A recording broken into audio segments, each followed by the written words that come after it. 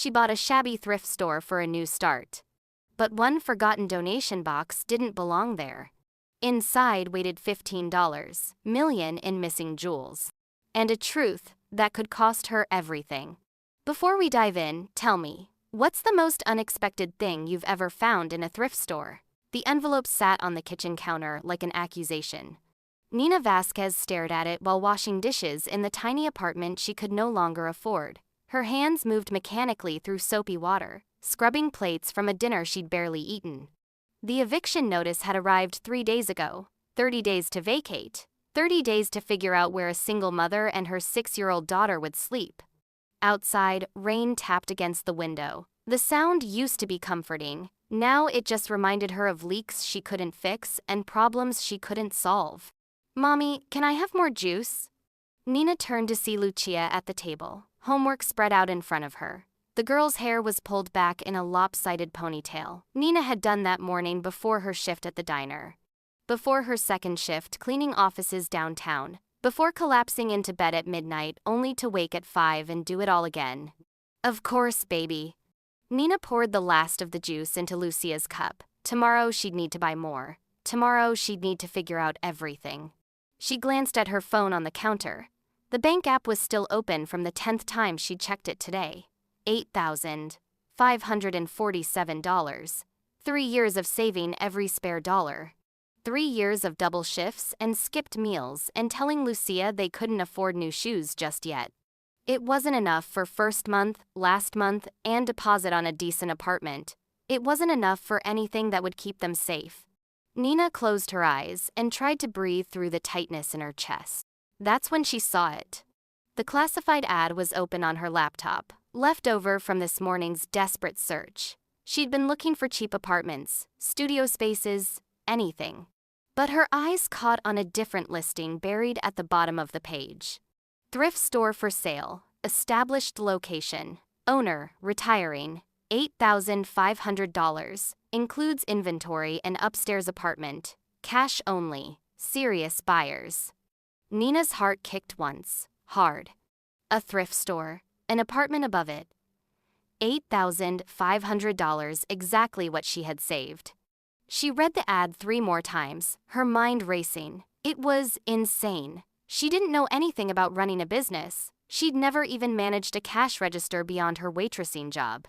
But the apartment, a place to live that no one could take away, a place that would be theirs. Her phone buzzed, a text from her friend Maria. "Did you find anything yet? You can crash with us for a week if you need to." Maria's apartment had 1 bedroom and 4 people already. Nina knew what a week meant. It meant sleeping on a couch with Lucia curled against her, trying not to be a burden, trying not to take up space. She looked at Lucia, bent over her homework, tongue poking out in concentration. Nina opened the ad again and called the number. The thrift store sat on a corner in a neighborhood that had seen better days. Faded awnings, cracked sidewalks, windows covered in yellowed newspaper and handwritten signs advertising sales from months ago. Nina stood outside with Lucia's hand in hers, staring at the building like it might disappear if she blinked. "Is this it?" Lucia asked.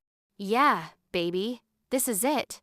The owner was a man in his 70s named Mr. Kowalski. He had kind eyes and hands that shook slightly when he unlocked the front door. "Been here 40 years, he said, leading them inside. "But my knees can't take the stairs anymore. And my daughter, she wants me to move to Arizona. Says the heat's good for arthritis." The store smelled like dust and old fabric and something faintly sweet Nina couldn't identify. Racks of clothes crowded the narrow aisles. Shelves sagged under the weight of books, dishes, picture frames. A cash register from the 1982nd sat on a counter covered in price stickers and faded receipts. Lucia's eyes went wide. "It's like a treasure hunt." Mr. Kowalski smiled. "That's what I always told people. You never know what you'll find." He showed them the small office in the back, the storage room stacked with unmarked boxes, the bathroom with its cracked mirror. Then he led them upstairs to the apartment. It was small, 1 bedroom, a living space barely big enough for a couch, a kitchen with outdated appliances. But the windows let in light, and the floors were solid. And when Nina stood in the bedroom, imagining Lucia asleep in a bed that couldn't be taken away, something in her chest loosened. "I'll be honest with you," Mr. Kowalski said. "Business isn't what it used to be. People shop online now. Some days I don't make enough to cover utilities.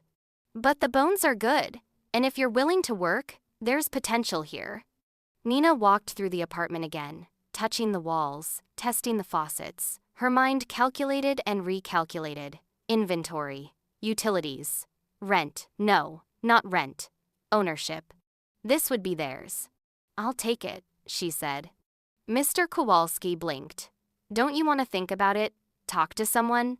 "I've thought about it. I'll bring the cash tomorrow." She had already talked to someone. Maria had called her crazy. Her mother had said she was making the biggest mistake of her life. Everyone told her to be practical, to be smart, to find a normal apartment and a normal job. But normal wasn't working. Normal was drowning. This was a gamble, but at least it was hers. The next afternoon, Nina stood in the store with a cashier's check in her hand and a sick feeling in her stomach. Mr. Kowalski signed the papers, handed her the keys, and shook her hand with tears in his eyes. "Good luck," he said. "I think you'll need it." After he left, Nina stood in the silence of her new store, her new life, and let herself feel the weight of what she'd just done.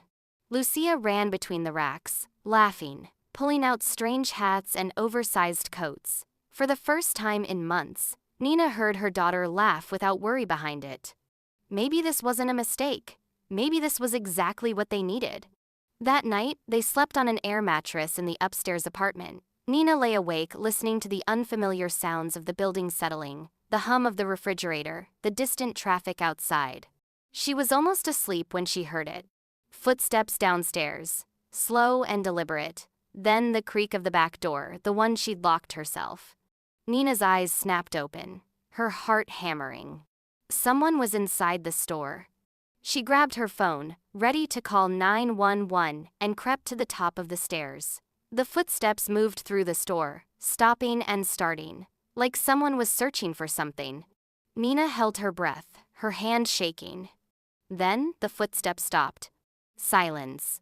She waited, frozen, for what felt like hours. Finally, she heard the back door close softly, and the sound of footsteps fading into the night.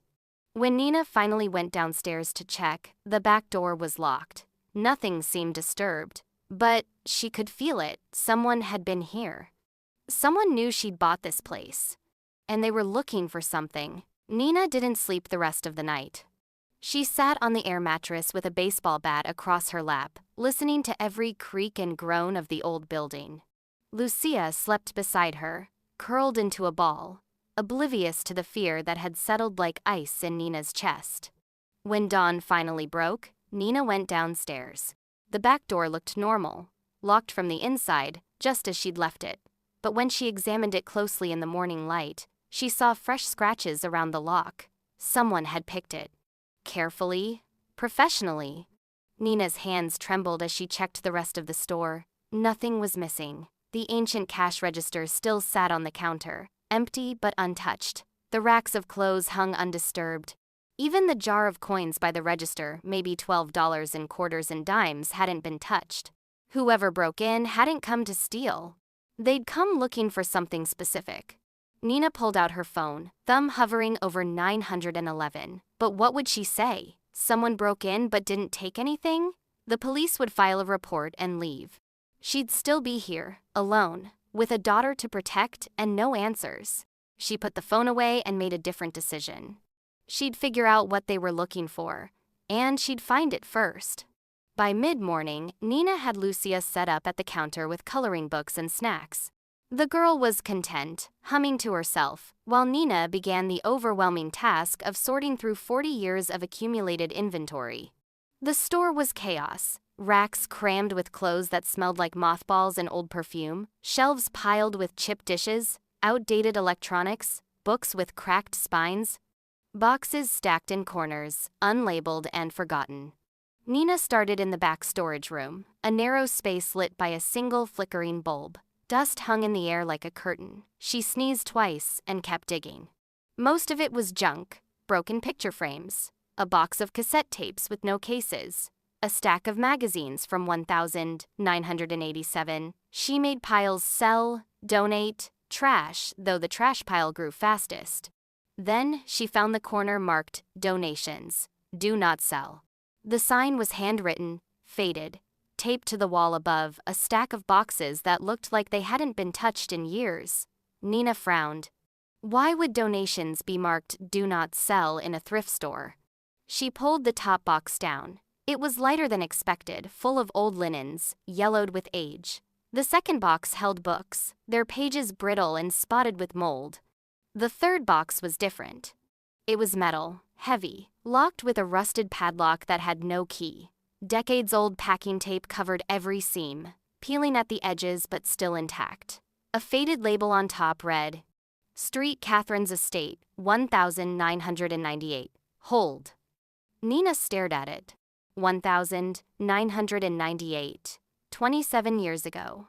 Before Mr. Kowalski retired. Before the store started failing. When this place was still thriving.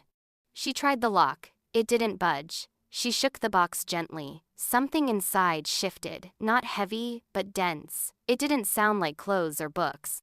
Mommy, I'm hungry. Nina looked up to see Lucia standing in the doorway, backlit by the store's front windows. Okay, baby, let's get lunch. She left the metal box where it was and took Lucia to the diner down the street. But her mind stayed on that box, on the label, on the lock, on the break-in. That evening, just as Nina was locking up for the night, the bell above the door chimed. A man stepped inside. He was in his 50s, well-dressed in a dark suit that looked expensive. His shoes were polished. His hair was perfectly combed. He smiled, but it didn't reach his eyes. Good evening. Are you the new owner?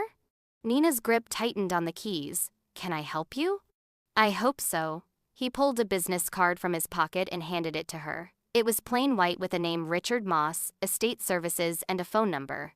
I represent the previous owner's estate. Mr. Kowalski mentioned he'd sold the property, and I wanted to follow up on some unfinished business. What kind of business? There were several donation boxes that were never properly processed, family estate items that should have been returned but got mixed in with inventory by mistake. He smiled again. That same empty smile. I'm authorized to offer compensation, say $5,000 cash for any boxes you might have found marked, do not sell. Nina's heart kicked. $5,000 for donation boxes, for junk that had been sitting in a corner for decades. I haven't found anything like that, she lied. His smile tightened. Are you sure? I'd hate for there to be any complications. Estate law can be tricky. If items were donated by mistake, keeping them could be considered. I said I haven't found anything. For a moment, they just stared at each other. Nina could feel Lucia behind her, hiding near the counter, sensing the tension. Finally, the man nodded. Well, if you do come across anything, please call. That number will reach me anytime, day or night. He left, the bell chiming cheerfully behind him. Nina locked the door and leaned against it, her pulse racing. $5,000 for donation boxes. Someone breaks in the first night. A man in an expensive suit offers cash for estate items. Nothing about this made sense. Unless whatever was in that metal box was worth a hell of a lot more than $5,000. After Lucia was asleep, Nina went back downstairs with a crowbar. The metal box sat where she'd left it, silent and waiting. Nina knelt beside it, wedged the crowbar under the lock, and pulled. The lock held. She tried again, harder. Metal groaned. Rust flaked away. On the third try, the lock snapped. Nina's hands shook as she peeled away the old packing tape. The lid was stuck, sealed by time and humidity. She worked it slowly, feeling it give inch by inch. Finally, it opened. Inside, layers of yellowed newspaper lined the bottom. Nina carefully pulled them aside, and beneath them, velvet pouches. 6 of them. Small, faded, tied with silk cords. Nina's breath caught. She picked up the first pouch. It was heavier than it looked. She untied the cord with trembling fingers and poured the contents into her palm. A necklace spilled out. diamonds and emeralds set in white gold, glittering even in the dim light of the storage room. Nina gasped. She opened the second pouch. A bracelet, sapphires. The third, earrings, more diamonds. The fourth, fifth, sixth, each one held jewelry that looked like it belonged in a museum. Nina sat back on her heels, staring at the fortunes spread across her lap. These weren't costume pieces. These were real. And someone had hidden them here, 27 years ago, in a donation box marked "Do Not Sell." Her mind raced. The break-in, the man offering $5,000, the way he'd smiled like he knew exactly what she had. This wasn't a mistake. This wasn't junk. This was something people would kill for. Nina's hands shook as she carefully placed the jewelry back in the pouches, back in the box. She closed the lid and sat in the silence of the storage room, her heart pounding so hard she could feel it in her throat. She'd bought this store to save her daughter. But she'd just found something that could destroy them both. Nina didn't sleep that night either. She hid the metal box in the ceiling tiles above the storage room, standing on a stepladder with her hands shaking so badly she nearly dropped it. The velvet pouches felt like they were burning through the metal, through her skin, branding her with something she couldn't undo. After Lucia was asleep, Nina sat at the small kitchen table with her laptop, the jewelry spread out on a towel in front of her. She started with images. Diamond necklace, emerald bracelet, sapphire earrings. The search results flooded her screen auction houses, estate sales, luxury boutiques. But none of them matched exactly. These weren't modern pieces. The settings were old, intricate, the kind of craftsmanship you didn't see anymore. Nina typed in a different search. Street Catherine's estate, 1,998. The first result made her stomach drop. Street Catherine's heist, $15 million in jewelry stolen, never recovered. She clicked. The article was from 1,998, archived from a local newspaper. It detailed how a private collector named Evelyn Street Catherine had loaned her jewelry collection to a charity exhibition. On the final night, someone bypassed security, disabled the alarms, and walked out with $15 million in jewels. The thief was never caught. The jewelry was never recovered. Nina scrolled through the photos embedded in the article. Her hands went cold. Their third photo down a diamond and emerald necklace identical to the one sitting on her kitchen table. And the bracelet, the earrings, the rings, every piece matched. Nina sat back, her breath coming shallow and fast. She was holding evidence of a major crime, a heist that had made national news. Jewelry that belonged to someone, maybe to heirs, maybe to museums, maybe to people who'd been searching for 27 years. Or maybe to the thief who'd hidden them and never came back. Her phone buzzed, a text from Maria. "How's the new place? You surviving?" Nina stared at the message. Surviving. That's all she'd been doing for years. Surviving eviction, surviving poverty, surviving the weight of raising a child alone. And now she was holding $15 million. She could sell one piece, just one, quietly. No one would know. It would be enough to fix the store, pay off debt, give Lucia everything she'd ever needed. Nina closed her eyes and saw Lucia's face. Her daughter, who never complained, who colored in donated books and wore shoes 2 sizes too small and smiled like the world was still good. What kind of mother would Nina be if she profited from stolen jewelry? What kind of mother would she be if she gave it back and lost everything? The next morning, Nina opened the store like normal. She smiled at customers, rang up sales, reorganized racks. But her mind was somewhere else, calculating, weighing options, trying to breathe through the knot of fear in her chest. That's when she noticed the SUV. It was parked across the street, black, tinted windows, engine running. Nina watched it from the front window, her heart picking up speed. It sat there for 20 minutes, then it pulled away. She told herself it was nothing, someone waiting for a friend, someone making a phone call. But the next day, it was back. And the day after that?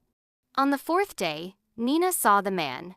He stood near the corner, wearing sunglasses despite the overcast sky. Mid-40s, maybe. Athletic build. He wasn't looking at the store directly, but Nina could feel his attention. The way he leaned against the lamppost. The way he checked his phone, but never left. When Nina stepped outside to bring in a rack of coats, he was gone.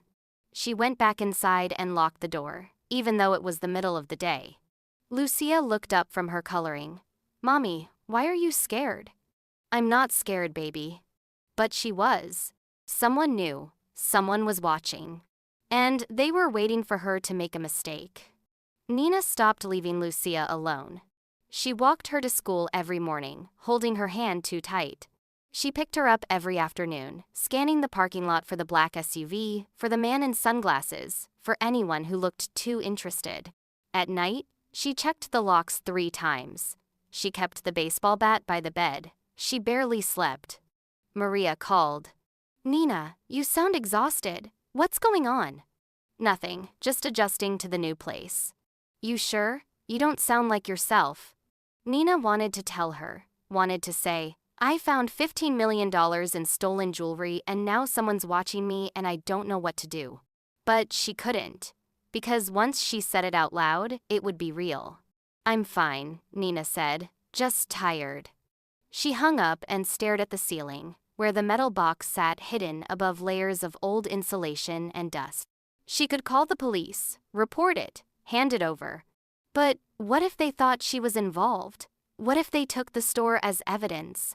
What if she lost everything she'd risked everything for? Nina pressed her hands to her face and tried not to cry. It was late, almost 11, when her phone buzzed. Unknown number. Nina stared at it, her pulse spiking. She opened the message.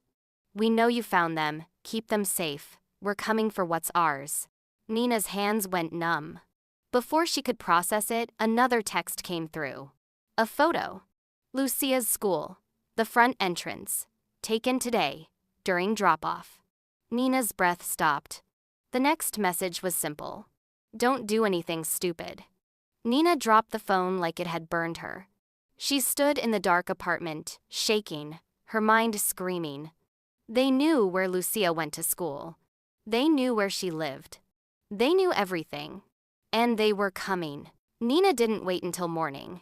She pulled up her old high school yearbook on Facebook, scrolling through names until she found him, Marco Silva. They'd been lab partners in chemistry, shared lunch tables, graduated the same year. She hadn't spoken to him in over a decade. But his profile said he was a detective now, Property Crimes Unit. Nina sent him a message at 2 in the morning. "Marco, it's Nina Vasquez. I know this is random, but I need help. It's urgent, please." She didn't expect a response, but 5 minutes later, her phone buzzed. "Nina? What's wrong? Are you okay?" She typed fast, her hands shaking. "Can we meet? Tomorrow morning? I can't explain over text."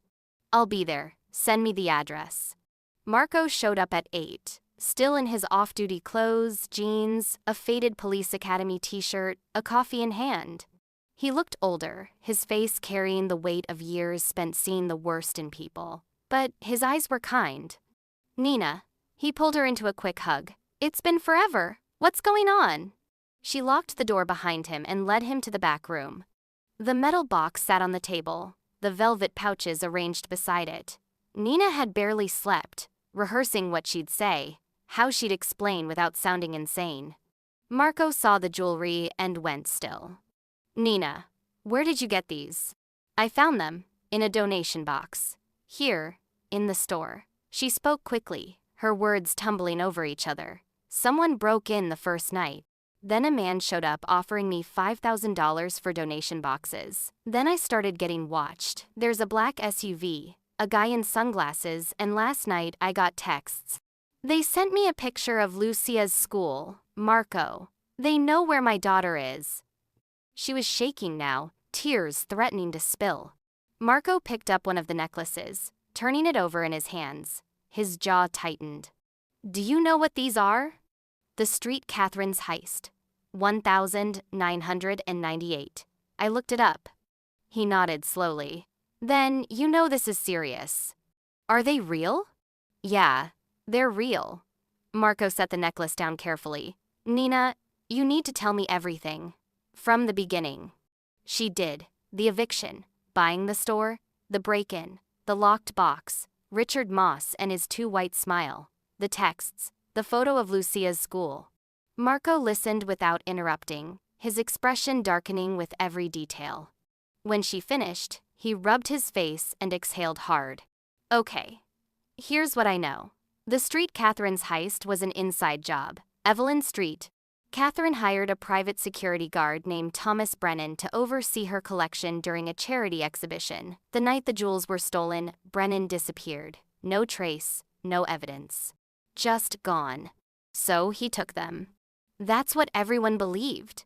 But we couldn't prove it. He had no criminal record, no debts, no obvious motive. He vanished for 7 years. Then, in 2005, he died in a car accident in Ohio. Single car crash, no witnesses.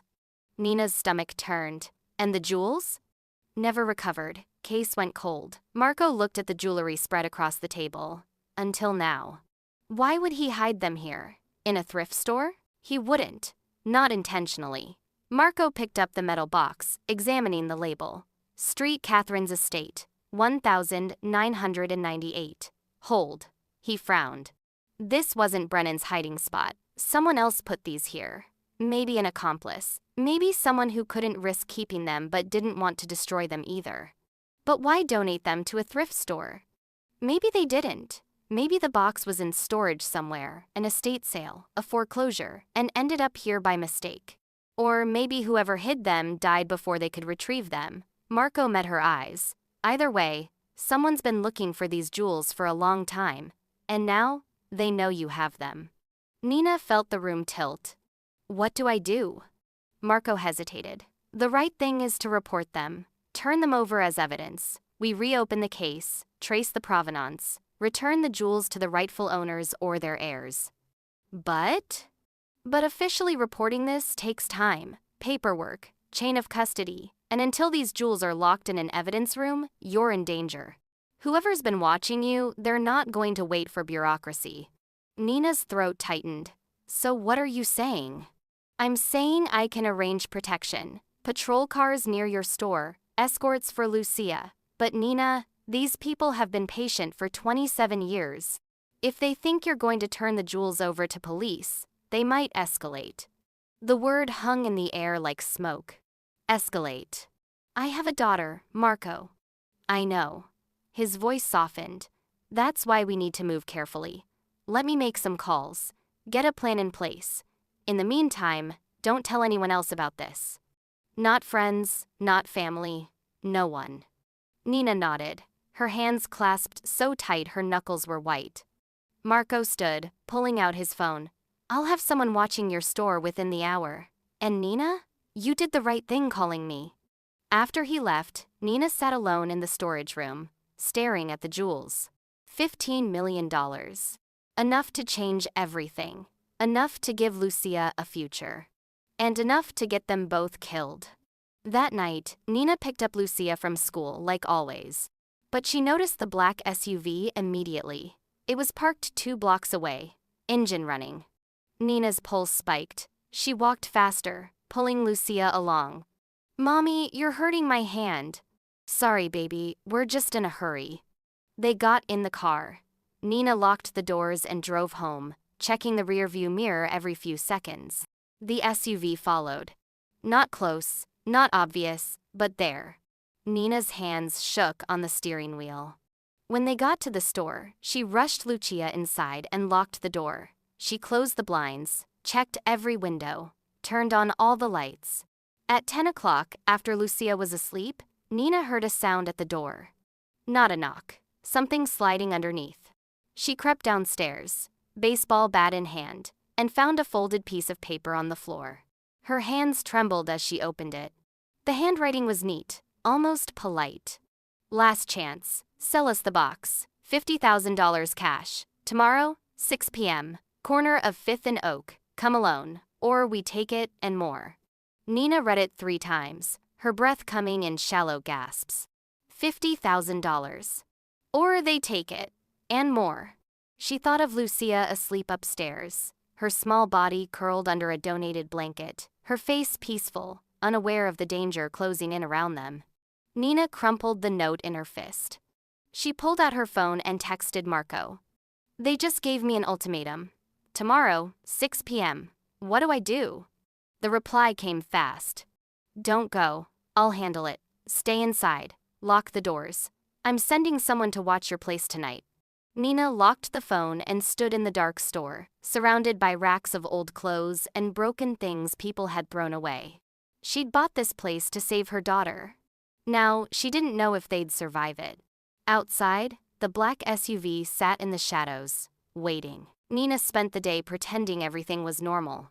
She opened the store, smiled at customers, rang up a coat, a lamp, a stack of paperback novels. But her mind was somewhere else, counting down the hours until 6 o'clock.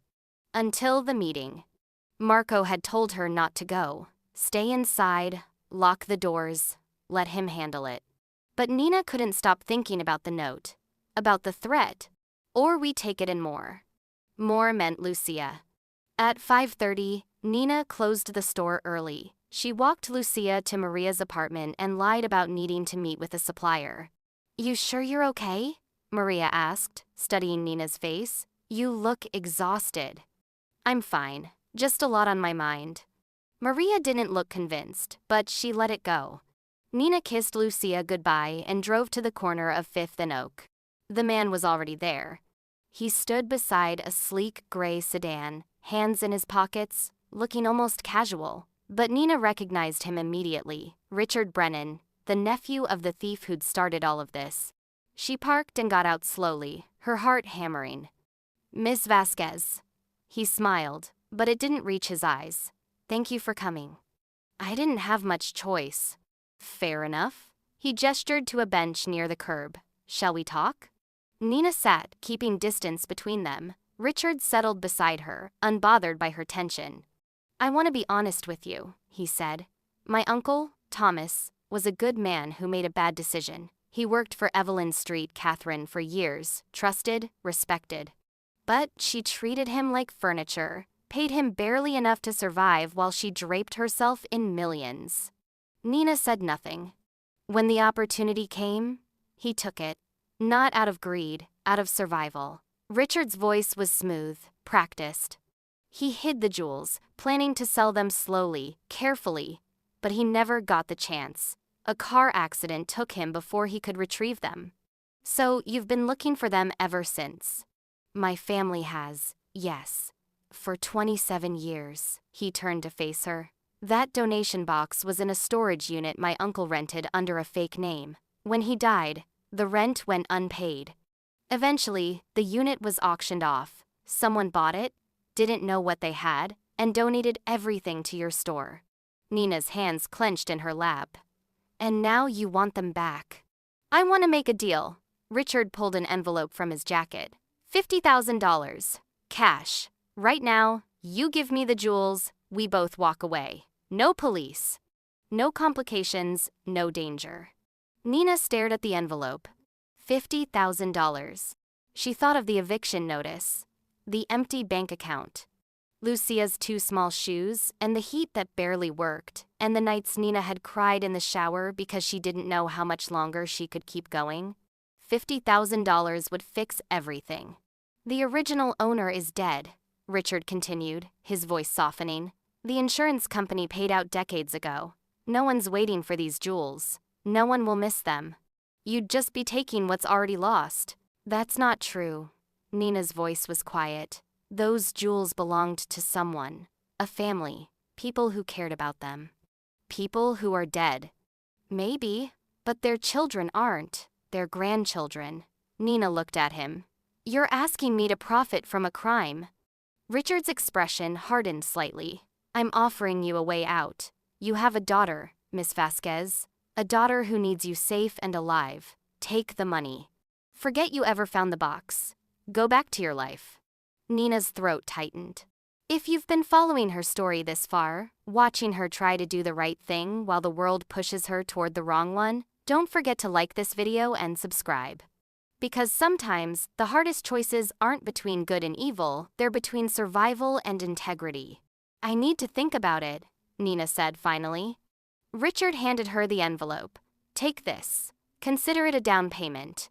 Meet me tomorrow. Same time. Bring the jewels and I'll give you the rest. Nina took the envelope, feeling its weight. One more thing. Richard's voice dropped. Don't involve the police. If I even suspect you've talked to anyone, the deal's off. And Miss Vasquez, you don't want to find out what happens when the deal's off. He stood, straightened his jacket, and walked back to his car. Nina sat on the bench long after he'd driven away, the envelope in her lap. That night, Nina couldn't sleep. She lay on the air mattress, staring at the ceiling, the envelope hidden under her pillow. $50,000. She thought about Lucia, about the life she could give her, about never worrying where the next meal would come from or whether they'd have a place to sleep. But she also thought about the families who'd lost those jewels, about the victims of a crime that had never been solved. And she thought about the kind of mother she wanted to be. The kind who taught her daughter that integrity mattered, that doing what was right was more important than doing what was easy. Or the kind who taught her that survival came first, that sometimes you had to compromise your values to protect the people you loved. Nina closed her eyes, tears slipping down her temples. She didn't know which choice was right. She only knew that by morning, she had to decide. At dawn, Nina made her choice. She pulled out her phone and texted Marco. I need your help. I'm going to give them back. The reply came immediately. The jewels? Yes, all of them. To the rightful owners. But I need you to help me do it safely. Nina, are you sure? These people are dangerous. I'm sure. I can't live with myself if I don't. There was a long pause. Then, okay, I'll set something up, but we need to move fast. If they think you're backing out of the deal, they'll escalate. Nina set the phone down, her hands shaking. She'd made her decision. Now she just had to survive it. At noon, Nina was restocking shelves when the bell above the door chimed. She looked up and froze. Richard Brennan stood in the doorway. But he wasn't alone. Two men flanked him, big, silent, the kind of men who didn't need to speak to make a threat. Richard smiled that empty smile. Miss Vasquez, I hope you've made your decision. Nina's heart stopped. I told you, tomorrow, same time. Plans change. He walked toward her slowly, his footsteps echoing on the old floor. I've been patient. My family's been patient. But patience has limits. The two men moved to block the door. Nina's pulse roared in her ears. Where are the jewels? Richard's voice was calm, almost polite. I don't have them here. Then you'll take us to them. Nina's mind raced. Lucia was at school. Marco didn't know they were here. She was alone. And if I don't?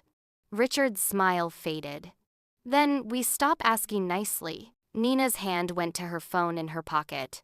Richard was 3 steps away, the two men blocking the door behind him. The store suddenly felt smaller, the air thinner. I don't respond well to threats, Nina said, her voice steadier than she felt. Richard's smile returned, cold and sharp. Then let's call it encouragement. Nina's thumb found Marco's number. She pressed dial without looking, praying he'd understand. The jewels are upstairs, she said loudly, in the apartment. I'll get them. Richard nodded to one of the men, who moved to follow her.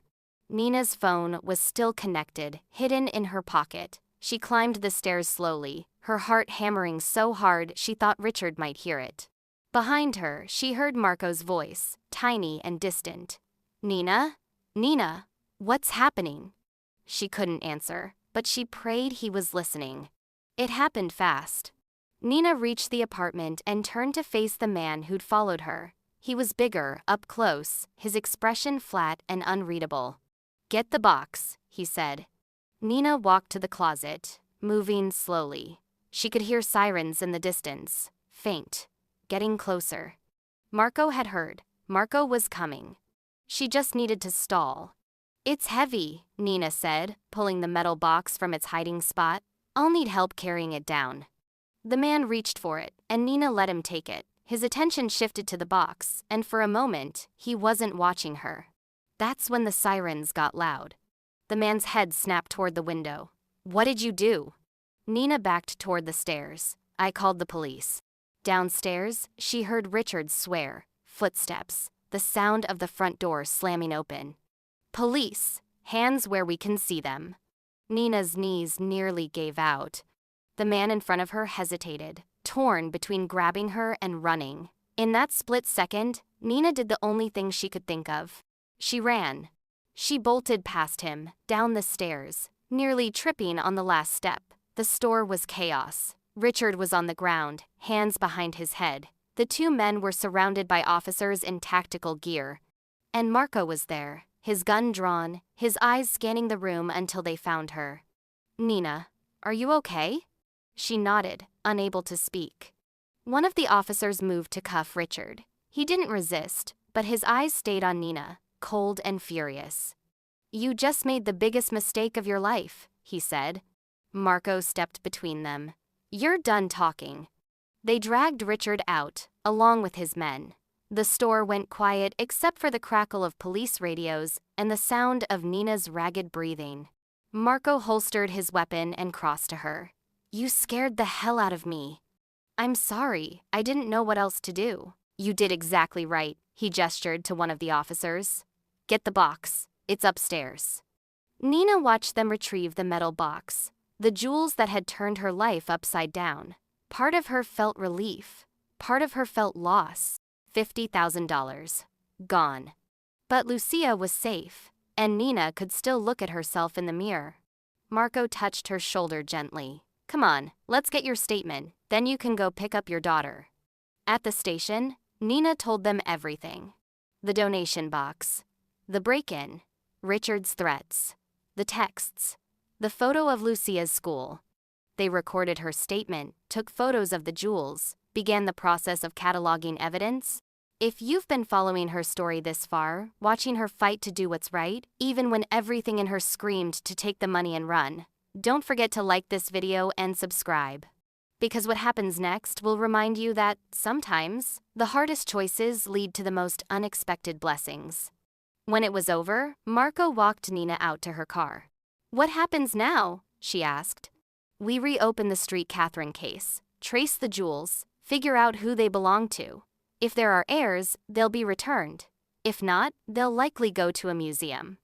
Nina nodded, feeling the weight of exhaustion settle over her. "And me?"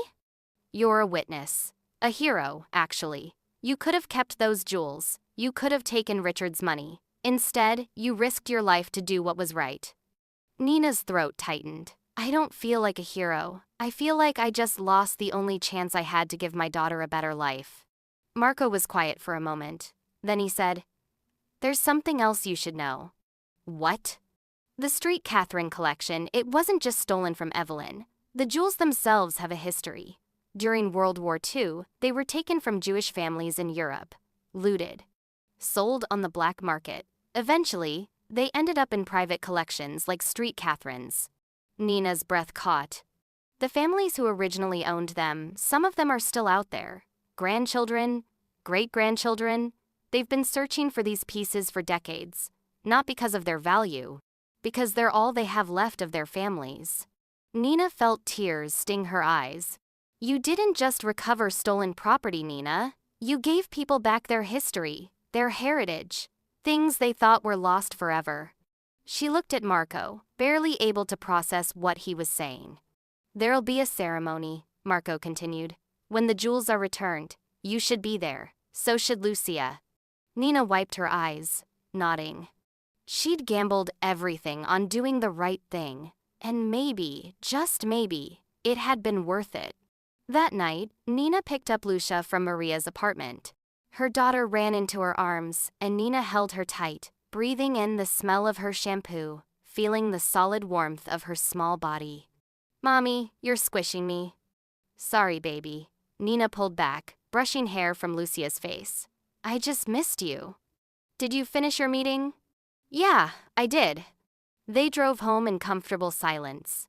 When they got to the store, Nina unlocked the door and they climbed the stairs to the apartment. It looked the same. The air mattress, the donated furniture, the cracked walls. But somehow it felt different. Nina had chosen this place to save them, and in the end, it had been the place where she'd saved herself. Lucia climbed into the sleeping bag and yawned. "Mommy?" "Yeah, baby. Are we going to be okay?" Nina lay down beside her, pulling her close. "Yeah, sweetheart, we're going to be okay." And for the first time in a long time, Nina believed it. 3 weeks later, Nina stood in a sunlit conference room at the county courthouse, wearing the only dress she owned that wasn't frayed at the hem. Lucia sat beside her, legs swinging, clutching Nina's hand. The room was full of people Nina didn't know. Lawyers, insurance representatives, museum curators, and at the front, seated in a row of chairs, were the families. 5 of them, descendants of the people whose jewelry had been stolen more than 70 years ago. Marco stood near the door, watching Nina with quiet pride. An insurance investigator named Mrs. Caldwell stepped to the podium. "Today, we're here to right a wrong that began during one of history's darkest chapters," she said. "These jewels were taken from families who lost everything. For decades, they were thought to be lost forever. But because of one person's courage and integrity, they've been found, and today, they go home." Nina's throat tightened. One by one, the families were called forward. Each piece of jewelry was presented in a velvet case, accompanied by documentation proving its provenance. A man in his 60s accepted a sapphire brooch that had belonged to his grandmother. His hands shook as he held it. A woman in her 40s received pearl earrings her great-aunt had worn on her wedding day. Then they called the last name. Mrs. Ruth Steinberg. An elderly woman stood slowly, leaning on a cane. She was small, frail, her white hair pulled back in a bun, but her eyes were sharp and bright. Mrs. Caldwell held up a diamond ring, simple, elegant, the kind of ring that had been worn every day, not saved for special occasions. "This engagement ring belonged to your grandmother, Clara Steinberg," Mrs. Caldwell said gently. "It was taken from her in 1943. Mrs. Steinberg reached for the ring with trembling fingers. She held it up to the light, tears streaming down her face. "I never thought I'd see it again," she whispered. "My mother told me about it, how my grandmother wore it every day, how she refused to take it off, even when they came for her." The room was silent. Mrs. Steinberg turned and looked directly at Nina. "You," she said, her voice breaking. "You're the one who found them?" Nina nodded, unable to speak. The old woman crossed the room slowly, her cane tapping against the floor. When she reached Nina, she took her hand. "Thank you, Mrs. Steinberg said. "You could have kept these. You could have sold them. But you didn't. You gave my family back a piece of our history. A piece of my grandmother." Nina's tears came then, hot and fast. "I'm sorry it took so long." "You have nothing to be sorry for." Mrs. Steinberg squeezed her hand. "You did what was right. That's more than most people would do." After the ceremony, Mrs. Caldwell pulled Nina aside. "There's one more thing," she said, handing Nina an envelope. "The insurance company and the families wanted to thank you. This is a reward for recovering the stolen property and helping to solve the case." Nina opened the envelope with shaking hands. A check, made out to her. $75,000. Nina stared at it, her vision blurring. "I didn't do it for money," she whispered. "We know," Mrs. Caldwell said gently. "That's exactly why you deserve it." That night, Nina sat at the small table in her apartment, the check spread in front of her. Lucia was asleep, her small body curled under a blanket Nina had bought at a yard sale. Nina thought about the past 3 weeks. The fear, the doubt, the moment she'd almost taken Richard's offer. She thought about Mrs. Steinberg's face when she held her grandmother's ring. And she thought about the kind of mother she wanted to be. The kind who taught her daughter that doing what was right wasn't always easy. But it was always worth it. Nina picked up her phone and called Marco. "Hey," she said when he answered. "I need your advice." "About the reward?" "Yeah, I want to use it to fix the store, make it into something the neighborhood needs. But I don't know where to start." Marco was quiet for a moment. Then he said, I know someone who can help. A community development consultant. She works with small businesses, helps them figure out sustainability, grants, all that. I'll send you her contact. Thank you, Marco, for everything. You did the hard part, Nina. I just showed up. After they hung up, Nina looked around the tiny apartment, at the cracked walls and the donated furniture and the life she'd built from nothing. It wasn't much, but it was honest. And that mattered more than any amount of money. 6 months later, the thrift store looked different. The windows were clean, letting in light. The racks were organized. Fresh paint covered the walls. A sign out front read, Second Chances Thrift, where every story matters. Nina stood behind the counter, ringing up a customer's purchase, a winter coat for her son. The store was busy now, not just with customers, but with volunteers, people from the neighborhood who wanted to help, who believed in what Nina was building. Lucia sat at a small desk in the corner, doing homework. She looked up and smiled. Nina smiled back. The reward money had done more than fix the store. It had given Nina the breathing room to think, to plan, to build something sustainable. She'd paid off her debts, set aside money for Lucia's education, invested in the store's future. But the real reward was something else. It was the way she could look at herself in the mirror now, the way Lucia looked at her with pride, instead of worry. It was knowing that when she'd been tested, when survival and integrity had stood on opposite sides of a scale, she'd chosen integrity. And somehow, survival had followed. One evening, as Nina was closing up, the bell above the door chimed. Mrs. Steinberg stood in the doorway, leaning on her cane. I hope you don't mind, she said. I wanted to see what you'd built. Nina smiled. Come in, please. The old woman walked slowly through the store, running her hand along the racks, examining the shelves. It's beautiful, she said finally. You've made something good here. I'm trying. Mrs. Steinberg turned to face her. My grandmother used to say that the measure of a person isn't what they do when things are easy. It's what they do when everything is hard. Nina's throat tightened. You were tested, Nina, and you passed. Nina didn't know what to say, so she just nodded, tears stinging her eyes. Mrs. Steinberg reached into her purse and pulled out a small envelope. This is for your daughter, she said, for her education, from my family to yours. Nina shook her head. I can't. You can, and you will. The old woman pressed the envelope into Nina's hand. Because you taught us something important. That there are still people in the world who choose what's right over what's easy. That's a lesson worth passing on. After Mrs. Steinberg left, Nina opened the envelope. Inside was a check for $10,000 and a note, written in careful handwriting. For Lucia, may she grow up knowing that integrity is the greatest inheritance of all. Nina sat down on the floor of her store and cried. Not from sadness, not from fear, but from gratitude.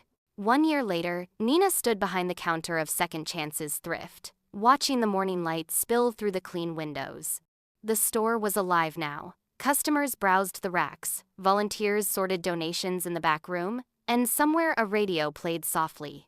The smell of fresh coffee drifted from the small break area Nina had set up for her staff. She'd hired 3 people, single parents, like her, people who needed a chance. On the wall behind the register hung a framed photograph from the ceremony. Nina standing beside Mrs. Steinberg, both of them smiling through tears. Beside it, the letter Mrs. Steinberg had written, thanking her for choosing courage over convenience. Nina read it sometimes, on hard days. When the bills piled up or the doubts crept in, it reminded her why she'd made the choice she did. The bell above the door chimed, and Lucia ran in, her backpack bouncing. Mom, Mrs. Patterson needs help carrying her bags. Nina smiled. Go help her, sweetheart. I'll be right there. She watched Lucia rush back outside to assist the elderly woman who lived down the street. The girl who used to be afraid of everything now moved through the world with quiet confidence. That alone was worth more than any jewels.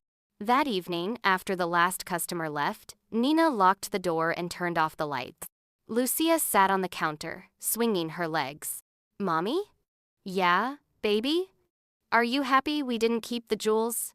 Nina stopped, the keys still in her hand. She walked over and knelt in front of her daughter. Why do you ask? Lucia shrugged. I heard some kids at school talking. They said we could have been rich, that we were dumb for giving them back. Nina's chest tightened. She cupped Lucia's face gently. Do you think we were dumb? Lucia thought for a moment, then she shook her head. No, I think we were brave. Nina's eyes filled with tears. You know what, baby? We kept something better than jewels. What? We kept who we are. Lucia smiled, that bright, unguarded smile that made everything worth it. I like who we are. Nina pulled her into a hug, holding her tight. Me too, sweetheart. Me too. Outside, the street was quiet. The sun was setting, painting everything in shades of gold and amber. Nina stood in the doorway of her store, Lucia's hand in hers, and looked at the neighborhood she'd become part of. The families who shopped here, the volunteers who believed in what she was building, the customers who told her their stories and trusted her with their struggles. This was her wealth now, not jewels or money or security measured in bank accounts. It was community, connection, the knowledge that she'd built something honest. She thought about the metal box, the velvet pouches, the glittering stones that had promised to solve every problem. And she thought about the choice she'd made, the hardest choice of her life. Nina whispered to herself, so quietly that only the wind could hear. Some treasures you find, others you become. Lucia tugged her hand. Come on, Mom, let's go home. Nina smiled, locked the door, and walked down the street with her daughter. Above them, the store's sign glowed in the fading light. Second Chances Thrift, where every story matters. And somewhere in the city, in homes filled with laughter and memory, 5 families held heirlooms they'd thought were lost forever. Because one woman had chosen truth over treasure. And in doing so, had found both. When life puts a fortune in your hands and desperation in your heart, remember this: temptation doesn't make us weak, it's what we do with it that makes us strong. Because redemption isn't about what we gain, it's about what we're brave enough to let go.